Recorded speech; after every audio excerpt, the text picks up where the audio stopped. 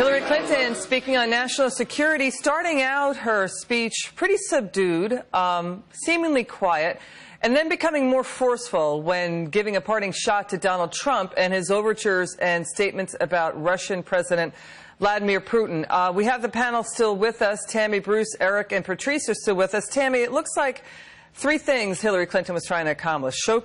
Showcase foreign policy detail, show that she's got more military officials backing her, 110 now versus Donald Trump's 88. And also showcasing that Donald Trump will make us less safe. Yeah, I think it's interesting with her approach in that part of the argument that people have made is that she seems as too scripted.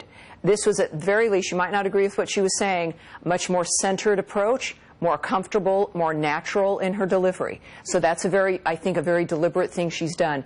The argument against her praising the fact that more people have endorsed her on the military end is that these would be the people who are responsible for the conditions that we're facing now. So she's in a very difficult position of having to argue, hire me so that I'll change this environment, but at the same time, she's been in our lives for decades politically and is arguably, of course, part and parcel to the nature of what we're experiencing. That's the fine line. You mean the landscape today? Well, the landscape today, the people within the establishment today, so she has to try to embrace it, but also is saying, but I'm different, I'll make a difference. And that's her problem. Patrice, the remarks came after Hillary Clinton met with, some prominent Republican security officials like Michael Chertoff, who was George W. Bush's head of Homeland Security. Also, Matt Olson. He's a former head of the National Counterterrorism Center, Patrice. And he is quoted, he's on the record, Patrice, as saying ISIS is rooting for Trump. What do you make of that?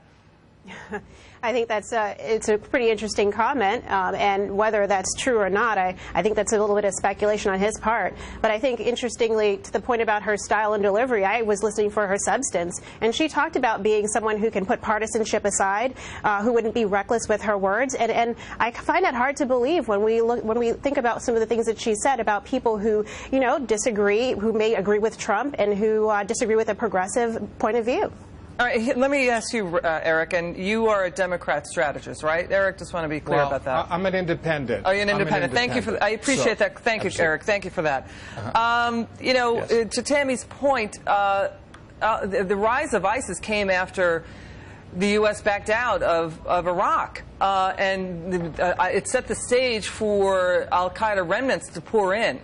And now Hillary Clinton is saying, we want to go after the head of ISIS, al-Baghdadi, the same way we went after Osama bin Laden. Do you think people will believe this?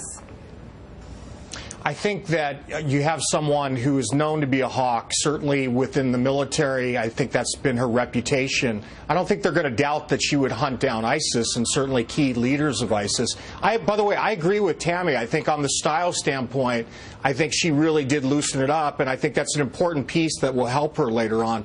But overall, I think this is someone who is trying to present an image that she's bringing people together, that she's not alienating people, to try to contrast herself with Donald Trump. And I think she's somewhat accomplished that in this session. Right. Yeah, well, look, I worked on the Clinton campaign in '92, and her strength is when she is more comfortable with herself and relaxed. But I wanted to point out what the reporters didn't ask about. There seems to have been a shift in some policy, which she announced, that she was open to sending more advisors and others into these areas to deal with ISIS, when just a day or two ago she said absolutely no boots on the ground. Yeah. And so let's remember. So this is this a change from just today?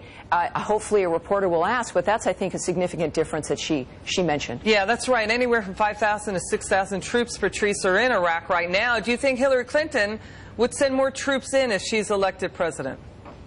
I don't think so. I'm not sure that she's going to continue to do anything differently than President Obama has done. And she sometimes one day she's a war hawk, and one day she wants to pull troops out of the Middle East. So I'm not sure where she's going to land.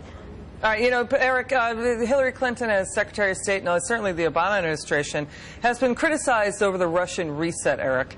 And in the parting shot, and that's when Hillary Clinton became more energized. I mean, she seemed really subdued at the outset, and then became energized when asked, last question about Donald Trump, and she said, reckless and dangerous overtures and statements about a very aggressive Russian regime. Is Hillary Clinton the right person to take on Donald Trump right now? Well, is she the right person? I think many people would say, you know, we'd like to have any kind of person that could actually do better because of her numbers on trust, et cetera. But I think she's right on the question of Putin.